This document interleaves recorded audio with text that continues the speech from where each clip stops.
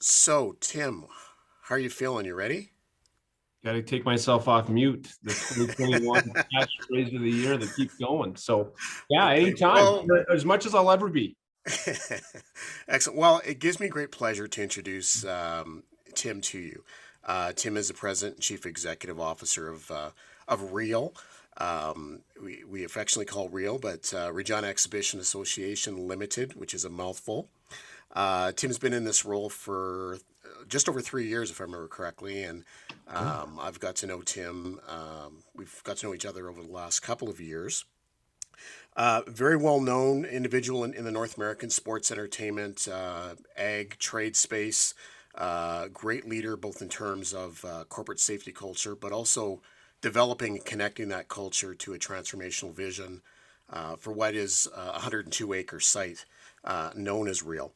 The team, along with Tim, as all of you, have had some really interesting challenges to overcome over the last 12 months or so with this pandemic, and particularly when we're in the business of having large gatherings, it prevents provides a unique opportunity to try to solve some really interesting problems. So, Tim, I won't hold you back anymore.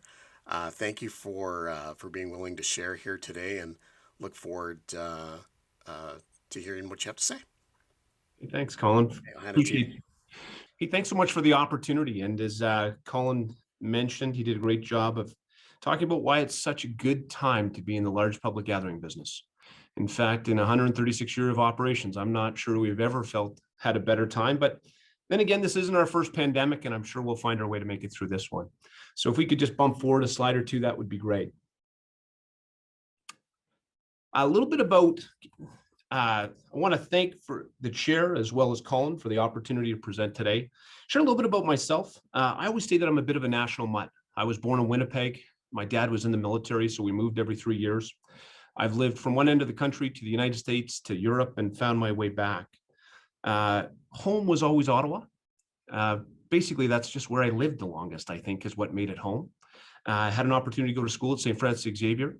Had a wonderful time in Nova Scotia. Got the chance to make it to the CFL for an incredible 3-game career with the Hamilton Tiger Cats, of which I spent 58 minutes on the bench in a game at the old Taylor Field. And I think that's what convinced me that I should probably go and get a real job. When a guy with 36 Pilsner in him and a watermelon on his head cursed you down to your lowest, it may have been Colin, actually, or one of you. You probably rethink your career decisions at that time. Had an opportunity to really work in the sports and entertainment field and conference convention field, from Halifax to Ontario to Alberta and now to here. And in every case, it's been a wonderful experience. Been in Regina for 3 years. My wife is a professor at the University of Regina. She also is the executive director for the Center for Trauma. And so she's really enjoyed her opportunities. We've got 2 boys, Liam, our oldest, who's 10, Eli, who's 7. Both of them are really just chaos and anarchy combined, but they've had a great transition to Regina, and we've enjoyed calling it home. So thanks for the opportunity to speak today. If we move forward, kind of 4 topics that the team thought would be valuable. That being said, at the end, we're happy to talk about anything. A little bit about kind of safety. I jokingly say that safety in the sports and entertainment business is kind of like peanut butter and jelly. I'm not sure that we in our industry understood that safety even existed until 2011. And we're going to tell that story and why it's so important where we are today. Talk a little bit about COVID-19, about how you find your bearings and your direction in a very challenging year, and then talk about recovery, or at least as we see recovery of our industry. And we certainly dream of those opportunities to go back to 9,000 people at a Nelly concert, but it's been a long time since we've been in those moments. And every time I see these images, I think of, remember the days when we didn't even think it was a bad thing to have somebody sweating all over you at a concert or be 30 centimeters away? How far we've come. Now, if we think about our business and transitioning kind of to the next slide, we've always been in the business of convincing people it was safe to gather publicly. Historically, when we started our business 136 years ago, the only reason that you came together in mass gatherings was to form a mob or protect yourselves from wild animals. And ironically, we've convinced everybody now it's just a great way to spend a Saturday night. And I will say, COVID-19 is putting an incredible amount of that at risk. Now, we've always been in the business of bringing people together, but I don't know that we've always been in the business of bringing people together safely. If we move on to the next slide, we've highlighted a couple scenarios where I think our industry changed. Some of you may be familiar or may not be with what happens when you set up a big outdoor show. Massive amounts of production, steel, trussing, guys climbing all over things. It's like an anthill. For the longest time, we just set these up and we hosted a party. Well, then we killed 7 people in Indiana. We killed a person in Toronto, and we killed a person in Brazil. And all of a sudden, the lawsuits started to come in, and it was more than a party because people started to be put into jail. Even the simplest things, if we move to the next slide, such as your hockey practices, where we didn't train people on the risks of ammonia. We didn't train people on the risks of working around heavy pieces of equipment where 3 people died in Fernie.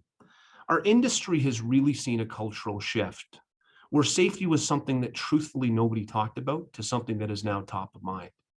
It is a high-risk industry. And for any of you that have watched a show setup or a show takedown, it may be about as complex as the most complex construction sites that you sit on. It's temporary. People are tired. It's normally unstable or uncommon ground, and it's fast. It's about how fast you put up the Garth Brooks show so that you can move on to the next city and the next town.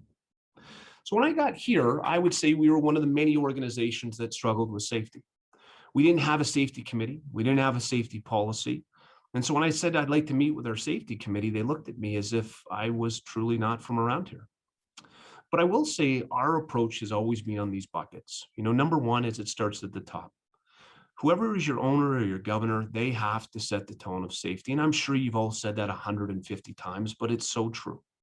If your governance model doesn't thrive in safety, you as an organization won't. At the Regina Exhibition Association, when we tried to instill safety as a priority, it had to become an executive goal. So every member of our executive team has safety as well as safety performance within it. It is a process and it's a culture. A lot of times we talk to the fact that, hey, we have to implement a safety process. But as most of you will probably understand better than us, it's actually a culture of living safety, and that is punishing to instill and takes incredible time and resilience. Firm believer in you manage what you measure. Look at your safety dashboards all the time. It is the very first thing we look at as an organization in every single meeting, and it's normally the last one that we end on. And then lastly, be prepared for a whole bunch of peaks and valleys. And what I've seen certainly over the last 3 years in our business is we have a great month and then we have a not so great month. And the reality of it is you just have to stay on it, and you have to recognize that it's a process, and a process that takes time. On the next slide, we're going to share a video, and I'm really hopeful that it's going to work if you click that link. But this is honestly how I think in our industry you go about starting a movement relative to safety. So ladies and gentlemen, at TED, we talk a lot about leadership and how to make a movement. So let's watch a movement happen, start to finish, in under 3 minutes and dissect some lessons from it. First, of course, a leader needs the guts to stand out and be ridiculed. But what he's doing is so easy to follow. So here's his first follower with a crucial role. He's going to show everyone else how to follow. Now notice that the leader embraces him as an equal. So now it's not about the leader anymore, it's about them, plural. Now there he is calling to his friends. Now if you notice that the first follower is actually an underestimated form of leadership in itself. It takes guts to stand out like that. The first follower is what transforms a lone nut into a leader.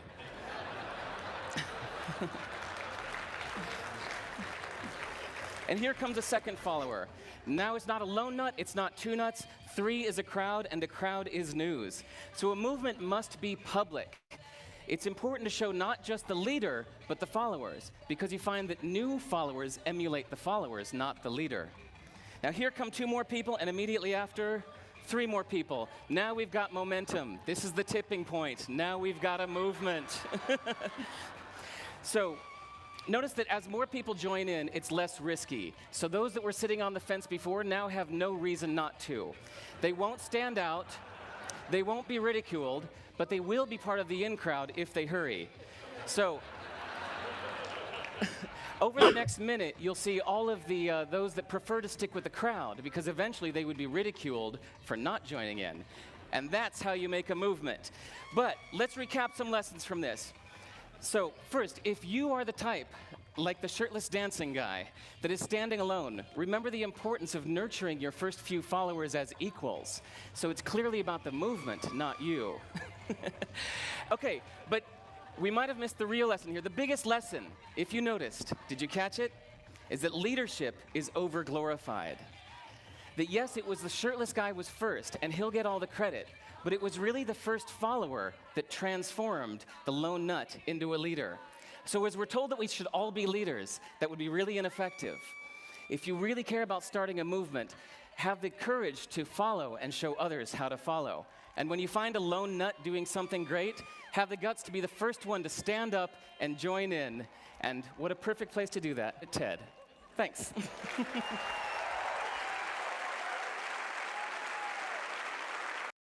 I think it's just miraculous that that worked in this world of technology. So I don't know if any of you had seen that before, but you're certainly going to look differently at your next concert experience where everybody rushes to the stage. I think the reminder in that from a safety perspective and really from an organizational perspective is don't just be the shirtless dancing guy. Make sure that you nurture those around you, bring others with you, and it really is about creative movement. And I think in our industry like yours, safety is a movement, and it's something that we have to focus on. And so when you go to your next concert, whenever that is going to be, and hopefully sooner than later, and you see that crowd in front of the stage and you see them all dancing, perhaps remind yourself of it is a great reminder at every show of the importance of leadership and bringing others along with us. So it's not just a mosh pit, it is a leadership lesson at every single concert you're going to go to. So what does our business look like in terms of the Regina Exhibition Association? Well, if we bounce forward a slide, I think you're going to see that the irony with our business is we are based in big events.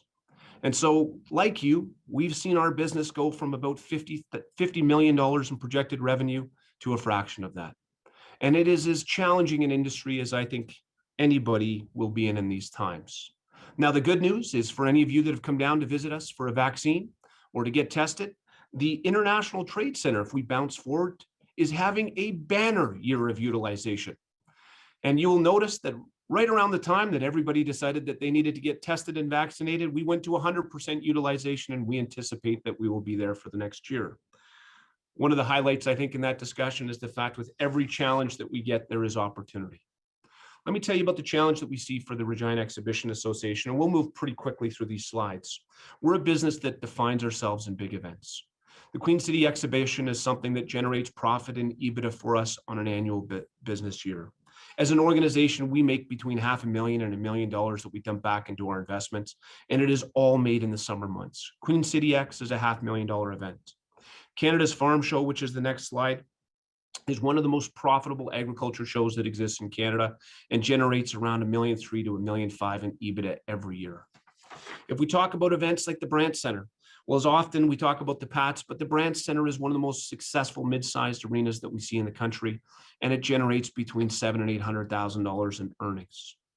Of course, our beloved Saskatchewan Roughriders that we all love to cheer for. Although we operate the stadium and we operate the events, it shouldn't, and we don't get to call the kickoff or the plays under center. I will say the Saskatchewan Roughriders are a huge part of our business, worth up to $1 million into our bottom line. We talk about the Regina Pats. It's a wonderful partnership that we have. And whether they're good or bad, people love to go out in the winter and watch a hockey game. And they generate somewhere between $400,000 and $500,000 of earnings for us as a business. What we've really noted over this downtime is the fact that we are in the business of very large events. And to give you a sense of how those big events, when they turn off, contribute, the Memorial Cup to us generated about $130,000 in EBITDA. But a Tim Hortons Brier in 2018 generated about $830,000 in earnings, $1 million between two events. In 2019, some of you may have attended our Garth Brooks show, which generated almost 80,000 tickets sold, $18 million for the local economy, and for us generated about $700,000 in earnings in 2 nights. These are the events that may move the needle for us, but they're also the event that depend on people coming together. For some of you may have joined us at the Heritage Classic, where over 33,518 people showed up. One of the largest amounts of media attention that we've had. terms of the value for our community, it was an entire week of Regina being at center stage in the hockey community. Generated over $700,000 in earnings and was a significant revenue source.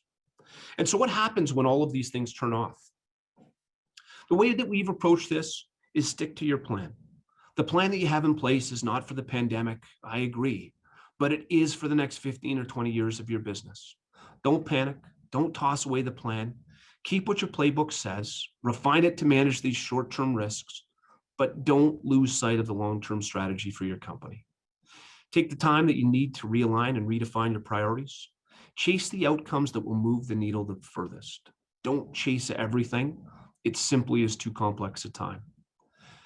Take this opportunity where business may be slow to build the backbone infrastructure of your company. Fix those things that we all have. Get the skeletons out of the closet. Clean up where you need to clean up so that coming out of this, you'll be stronger than ever before. Pivot like hell to manage this crisis. This cannot be a time where you manage the status quo. Internally, we spent a year talking about how do we pivot. When you're a business that depends on people coming together and we're now required to manage to 30-person gatherings at most, that changes the foundation of your business. As real, what we talked about is how do we stay relevant, how do we stay engaged, and how do we stay top of mind. This concept of pivot was once forefront in business discussions, and I think it's going to come back. And I think it's something that we should each as leaders be talking about on a daily basis. So how did we pivot over the course of the last year? Well, we decided that we should turn an unused football stadium into a hockey arena. And just when we said, hey, we should make it bigger, we decided to make it the biggest one in Canada. We talked about the fact that we can't step away from concerts. We still need the opportunity to entertain people, although it has to be different. And when somebody said to me, hey, do you want to do a drive-in concert with Brett Kissel? I thought that was the stupidest idea I'd ever heard in my entire life. 3 sold-out concerts in about 9 minutes suggested otherwise. Hey, you know what? We can't get together the same way that we wanted to, but we can still get together, and it is something that we were all craving. When we received the SHA requirements around trick-or-treating and the endless conversations that we would see throughout our cities, and the endless conversations that we had about parents, about sending our kids to the neighbors dressed up in ghosts and ghouls to beg for candy, everybody had a degree of sensitivity. Well, we recognized that we had a massive concourse in a stadium that was empty because there was no games, that we could invite people here. We turned Mosaic Stadium into a trick-or-treating opportunity. For those of you that had the chance to go to Iceville, I will share some highlight figures. We had over 220,000 people in the queue for tickets for Iceville. The average time of sellout to go for a skate on that arena was 7 minutes. And 36,000 people had the opportunity to go skate this winter in a physically distant and SHA approved kind of way. Now, at the heart of our organization 136 years ago, we were an exhibition association. We came together every summer to find a way to trade our goods, to learn new innovations. And most importantly, that's become these days about eating mini donuts. And so we partnered with the food bank and we did drive-through mini donuts, which once again sold out in a matter of minutes. I never thought we'd see a time where people wanted to drive in to do fireworks, but they did. And over the course of the last year, we've been able to host 2 fireworks experiences where you bought your tickets, you tuned into the radio, and somewhat like the old drive-in movie theaters, you looked up to the sky and you listened to the show that was in front of you. Pivot's not always easy, but it doesn't always mean that you have to change your business. It does mean you have to think differently. So how do you find your heading? Our recommendation through this entire process and what we'd like to share is base it on the best information available. Make strategic decisions. Always be one step ahead with a plan, stay the course, and be nimble. For those of you that haven't seen these IMI reports, I would be happy to share them with you, or I do encourage you to go Google them and find them. They are free. When this pandemic started, we started to look at these IMI reports, and our best guess was that globally, by August of 2020, we would be done with COVID-19. Fast forward 1 year later, and the most recent projections suggest that we should be coming out of COVID-19 on October the 11th of 2021. What's amazing about the challenges that we've seen through COVID-19 is at every stage and every guess, and I'm sure you're seeing this in your business, we are wrong and we are grossly understated. But the reality is, find good information and use it to the best of your abilities. One of the striking outcomes that I think we all have to be aware of as leaders is when we talk about the best information, there is a mental health challenge on the horizon. There's been one for a long time, but it is only going to be worse coming out of COVID-19. And so when the public were asked, how have you felt emotionally over the past week? Canadians, 56% of everybody surveyed felt worse in the last week than they had in the weeks prior. I think it's important for all of us that when we talk about safety and we talk about mental health, that we recognize that those two will be very connected, and there'll be a level of trauma that comes out of COVID-19 that perhaps we haven't seen in our business before, and we should be keenly attentive to. In terms of our business specifically, our big push is how do people feel about going to events? And the general feedback that we see in our industry is that people want to return to major events. In every single category globally, with the exception of live festivals, and probably just because they're exceptionally big, we on a monthly basis have seen positive trends that we all want to get back to events, live sporting events, live concerts, charity events, outdoor events. We'd like to see more. What's our intentions in the future of going to events? I think it's interesting. In every category, we as humanity believe that we're going to go to more events, with the exception of taking a cruise. For some reason, nobody really wants to jump on a boat during COVID-19. I think it's important to recognize where these arrows are, and this is why we're quite bullish on our business, is that the things that we do, people want to go back to. In Canada, people want to go back to a concert and an indoor sporting event.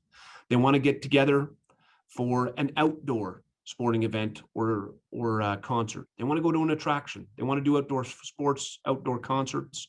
They want to go to charity events, and they want to go to festivals.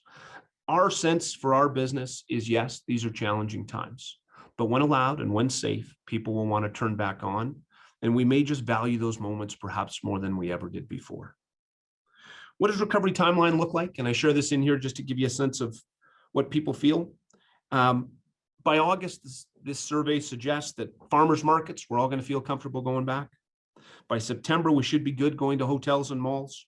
And by December, we should be thinking once again of how we travel and how we recreate. It won't be fast, but certainly I think we should all expect that the remainder of this year will be a very complicated one. What are people going to do less of based on the latest survey data? Well, like most of us, we're going to do less trying to eat healthy. We're going to do less trying to be nutrition conscious. We're going to stop putting makeup on. Heck, for most of us, we're probably not even wearing pants right now. We just have our uppers on because it is COVID and we don't go to meetings anymore. That being said, what I will say is there's lots of things in there that we would like to stop doing. When we look at what people want to do more of, I think it's really important to recognize that at the bottom of this list are things like, we're tired of ordering food through delivery apps. For those of us like Colin who live on TikTok, we're not that interested in making our next TikTok video. We don't anymore want to do workouts at home, and we're pretty done with online shopping, which I think is very positive for our industry. When we look at what people are very anxious to start to do in the future, we don't want to use Facebook anymore. We don't want to use social media. We're done with Netflix. Instagram, thing of the past. YouTube, I cannot watch another YouTube video. But I very much want to go buy a ticket for a sporting event, a music event, or a concert event. I very much want to go to an outdoor sporting event. And I very much want to go to shows, trade shows, and opportunities to come together with others. So from our perspective as the Exhibition Association, we actually think when the time is right and it's safe and we turn back on, you're going to want to come back. Because all the data suggests that you don't want to do another online event or conference. And so, yes, we're doing this in a virtual frame today, and I apologize for that. But the data certainly suggests that next year, when it's safe and the time is right, we want to go back to doing things in person. And I very much hope we'll get to see you at the AGT Lounge for next year's AGM. As an organization, we've spent a lot of time trying to build a plan. And so what I would encourage each of you to do within your business, and I'm assuming that you probably do, is come up with the best data that you can. This data set is the projections from our local airport, our local hotel authority, our local economic development agency, and ourselves. It's an algorithm that pulls together our best projections based on a baseline of 2019. And our feeling is that the road to recovery is going to take until 2024. In our industry, it's going to be a long time. So how do you build a plan for recovery? And I think it's really important that plans are built. We think it's based on 4 buckets. One is how fast can we get back to full attendance numbers? How much disposable income do our marketplace have available to them? How much confidence does the consumer have in the fact that they can be safe and comfortable at an event? And then lastly, all the money that you used to spend on tickets and concerts and beers and popcorns, you're now spending at Amazon or online knitting courses. And we need to convince you to get that money spent once again on concerts. So buyer behavior is something that's critical. For us as an organization, we've spent a lot of time staying the course. And I do think this is of critical importance. In the next few weeks, you're going to see our launch of our new development for campus. Is something the board has approved and council has approved and been working on. Our goal is to build out the commercial opportunities on our site, as well as augment the recreational ones. So there's a whole bunch of boxes here that don't have names, but for those of you that are familiar with our site, in the next few weeks, in the next few months, you'll see those names come forward. But we're quite bullish on the fact that this site is exciting. We've got a number of leases that we look forward to announcing, and a number of construction projects that we think will be in the ground, certainly this year, and definitely more to come. We believe that there's an opportunity to find funding to invest in new recreational infrastructure. And so you'll see things come forward on our side, like a new long-term lease. If we bump to the next slide with FC Regina, a proposal to build out an additional field space and the concept of indoor space. You'll see an opportunity on the next slide about how do we build some density on our site? How do we create new projects that are multi-tier that start to frame our site? You'll see us start to look at repurposing some of our existing facilities, such as how do we bring in field houses and field courts and basketball centers into existing buildings that may not have great utilization. And on April the 7th, you'll see a discussion around how do we start to build a new arena in our community, and is there a desire to do so? All this being said, I think it is incredibly important for you as leaders to make sure that you build a plan in the years ahead, and one that you can stick to and that you can monitor against. And so I know, Colin, you've given us a little bit of time to chat, and hopefully I haven't gone overboard. So to the team, thank you for the opportunity to bring some closing comments. I personally can't wait to get back to the times where we get to host you on grounds. And I think from what we're seeing in the data is that our business will recover. It'll just take some time. Thank you for everything that you do. Stay safe and stay well, and I'd be happy to take any questions that you or others may have. Awesome. Thank you, Tim. Fantastic. And you know, I neglected to say this before, but we do have the chat function at the bottom of your screen, bottom of the window. If you do have a question, could you please type it into the chat as quickly as possible? And Tim, I appreciate you know, the opportunity to get to work with you the last couple of years and to see a lot of this stuff develop. But you know, one of the observations that and you alluded to this when you first arrived, kind of what the culture was safety wise in the organization, and some couple of the things that you had to do as a leader and what your leadership team has done to change the trajectory of that. Yeah, it's a great question. I mean, the reality of it is we were a really great exhibition association. And for any of you that have worked on those grounds or worked with those grounds, you know, we could keep anything together with duct tape and chewing gum. And we were really proud of the fact that we could hold things together for a long period of time. But, you know, eventually you start getting assets that are very complex and very large and frankly owned by the tax base. And you have to think of those. You probably should have thought about them different in the first place, but you have to be different. And the expectations are greater. Really, it came back to the fact that safety became a priority in every discussion, every meeting, and every strategy that we had. Really, we had to put an incredible push at a board level, and Colin, you can speak to this from the board side, at an executive level. And I will say it's taken us 3 years to be in a place that even the most basic safety components are now front and center, and we're starting to see some positive results.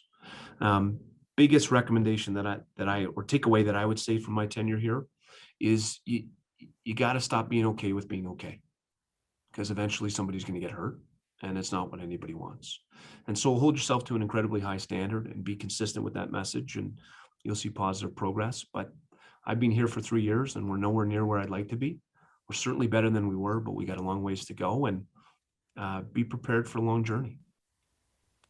You know, I would echo your comments with respect to the board and what the desire was and is of the board, and that every single meeting not just starts with the traditional safety moment, virtually every question that's brought to you and your executive team is somehow related to the safety of our patrons, but our employees and what's being done. So it suddenly became literally the top priority in every discussion that's played out from my observation there. So yeah, for 100%. sure. Yeah, for sure. We've got a couple more minutes. If anyone's got a question for Tim, if not, I will roll one more to you, Tim. Just in terms of kind of the challenges in the transition that you had to make very quickly when the pandemic first hit. We've got many construction companies that had to kind of figure out what they had to do, and as an association, we were able to provide some tools and protocols to help companies put in some plans. Some are, we've got some very large companies that work in the construction sector, but the majority of our companies are fairly small, like under 8 people, under 5 people in many cases, and so don't necessarily have all the resources available to kind of put in sophisticated plans. But there's some really basic things that they could do, and I wonder if you could comment on just some of the things that to do with your team, even on the front line, particularly when you're already trying to shift the culture in terms of embracing safety and not just looking at a puddle on the floor and saying, well, I'll get to it later, but dealing with it and recognizing that could be a significant hazard. Yeah, it's a great question. I mean, maybe I'll talk at a leadership level and I'll talk at a functional or a tactical level, but I think having a plan was everything. COVID-19 is one of those things that changes so fast. I mean, yesterday we were planning to get ready for a hockey tournament, and today we're planning to mothball all our buildings for the next 14 days. There's no way you can predict that. What I will say is, I think at an executive level, having a plan that at least you can measure against gives you every opportunity to be successful. And a lot of folks, I think, tend to go, well, it's such unpredictable times. We're just managing through it. No, get a plan, manage to a baseline, and at least you'll have a sense of if you're succeeding or failing. Business continuity. I'll highlight the fact that, as a site that's your vaccination center, a testing site, a site that sees tens of thousands of people in a week that most people don't even realize how busy it is. When you lose one person to COVID-19, you tend to lose many. And so we've talked business continuity often. You have to strike a balance, particularly in your field, of having the right people with boots on ground and supervise what's going on. But you also need to recognize that if somebody gets sick, you can be shut down for 14 days or 28 days pretty quick. And that has a massive impact on your business from a continuity standpoint. From a front facing, I would say it's really about clarity and expectation. Many of you in the construction world are probably better than us. I think everybody thought it was a joke when we first said, hey, you got to wear a mask every day and you got to stay 6 feet away. And we literally found ourselves in a place where we were hiring security just to be hall monitors to remind people of physical distancing as well as masking. Vigilance there and repetition was so important. I would say the other component to it is making sure that as a leader you communicate often with your staff on the expectations. There was a point at the start of COVID-19 where for 94 days we sent an email every day from my office to our workforce. We then transitioned that to a weekly and then a bi-weekly, and now it's a monthly. But communication is so critical from the executive level down. So I think, how do you do it? Build a plan, make sure your business continuity is in place, repeat the safety functions and be clear in expectation, and just communicate often from the most senior levels of your company. Awesome. Well, thank you. And Tim, I want to say again, I know we've talked privately, but I want to say again how much I appreciate your leadership in this city. And it's I mean, I know you're tapped from a number of different places around the city and around the country, and the impact that you've had and the leadership team that you built around it to make some significant changes is something that we can all learn from. So I thank you. I thank you for putting together this great presentation and speaking today.